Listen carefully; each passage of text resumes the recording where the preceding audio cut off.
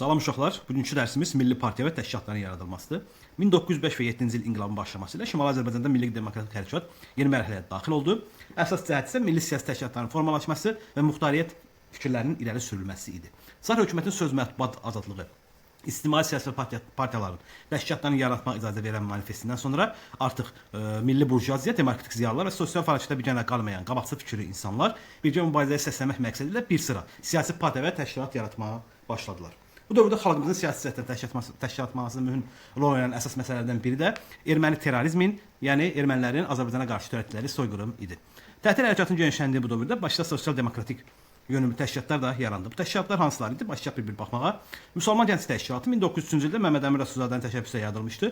Azərbaycanın ilk milli siyasi təşkilatı idi, siyasi və ictimai təşkilat idi. Məqsədi müstəmləkə istismarına qarşı mübarizə aparmaq idi, gizli fəaliyyət göstərirdi. Daha sonra Hümmət Təşkilatıdır. Demokratik təməyyüllü təşkilat idi.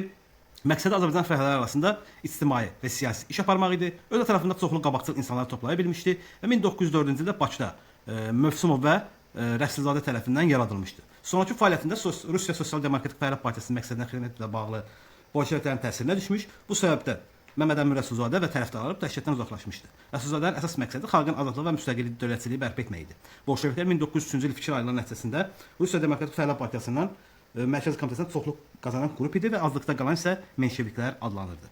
Müsəlman İttihad Partiyası var idi. 1905-ci ildə Rusiyada Azərbaycanın ziyalılarını yaratdığı Müsəlman qüvvələrinin dini əsaslar birliyinin yaradılmasını təklif edirdi. Qeyrət Partiyası var idi. 1905-ci ildə Gəncədə yaradılmışdı. Yaradıcısı Ələkbər bəy Rəfibəyov olmuşdur. Azərbaycanın ilk milli partiyası idi. Rusiyada federativ dövlətin qurulması ilk dəfə Şimali Azərbaycana muxtariyyət verilməsi tələbini irəli sürmüşdü və Şuşa və Bakıda öz şöbələri fəaliyyət göstərirdi. Daha sonra Difai Partiyası var idi. Möhründə 2 qılınc, aypara, ulus təsviri var idi. Məqsədi xalqı çarlizmin milli qırğın siyasətinə və erməni terrorundan qorumaq idi. Öz ətrafında ziyalılar və sahibkarları birləşdirmişdi. Gəncə, Ağdam, Şuşada öz nüfus dairələrini yaymışdılar və şöbələrini açmışlar. İrşad qəzetini nəşr etdirdilər. Bakıda Əhməd bəy Ağayev tərəfindən yaradılmışdı 1906-cı ildə. Müsəlmanların xilası, maarifçilik və gücdən istifadədə görmüş, xalqımızı müdafiə etmək üçün silahlı dəstələr yaratmış, kütləvi qırğınlar törədən erməni terrorçularını və onları himayə edən çam məmurlarını cəzalandırmış, Cənubi Azərbaycanda məşrutə inqilabına Osmanlı dövlətində Gənclik Təşkilatının öz üzvlərinə kömək göndərmiş və pul vasitəsilə yardım etmişdir. Difai Partiyasının proqramında aqrar məsələdə mülkədar torpaqların ödənişsiz olaraq kəndlərə paylanması və geniş inzibati özünü idarə etmək, xüsusilə dini və məhkəmə işlərində, gələcəkdə isə Qafqaz müsəlmanlarının muxtariyyət verilməsinə bağlı təbliğlər də var idi. Partiyanın təhsil yaxınlaşması əsas vəzifəsi hesab edirdi. Daha sonra baxırıq Müdafiə Partiyasından 1907-ci ildə Gəncədə yaradılmışdı. Rus ordusunun zabiti olan İbrahim Ağa Bəkirov tərəfindən yaradılmışdı. Öz ətrafında ziyalıları və sahibkarları birləşdirmişdi.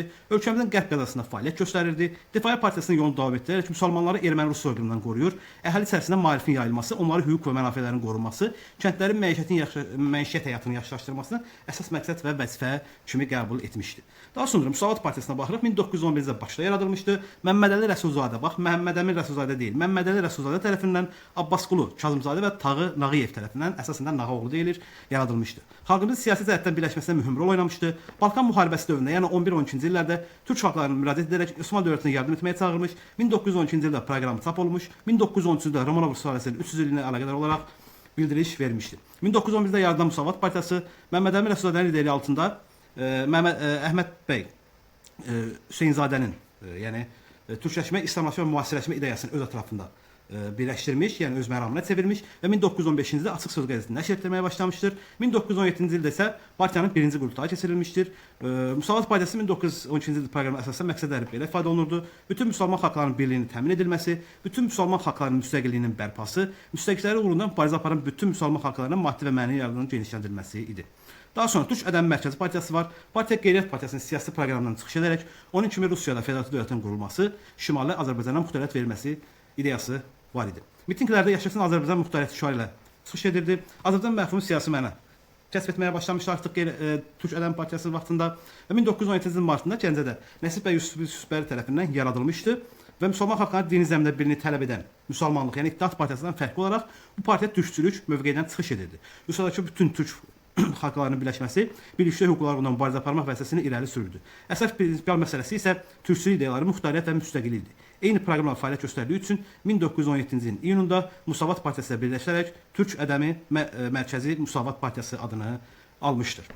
Yəni fevral inqilabından sonra yaradılan ilk partiyadır bu. Bunları nəzərdə saxlayaq. Daha sonra burada qısaldılmışları var. QMT, yəni Qeyrət Müdafiə Türkiyədən Mərkəzi Partiyası Gəncədə yaradılmışdır və DİM. DİM-i daha rahat yadda saxlamaq olar. Difai, İttifaq və Müdafiə Təşkilatları ermənilərə qarşı mübarizə aparmışdır. Beləliklə, 20-ci əsrin əvvəlində Şimali Azərbaycan Milli Burjuaziyasının ziyalıları, vətənpərvər nümayəndələri Çar hökumətinin müstəmləkə zülmünə qarşı mübarizələr xalqımızı təşkilatlandırmış. Həmçinin Cənubi Azərbaycanda məşrutiyyə hərəkatı, Balkan müharibəsi zamanı isə Osmanlı dövlətinin maddi mənəvi yardım göstərmişlər. Hətta bir çox nümayəndələr könüllü olaraq da döyüşlərdə iştirak etmişlər. Ümidvaram dərs sizin üçün faydalı olar. Maraqlı mövzudur, qəbula düşən mövzulardandır.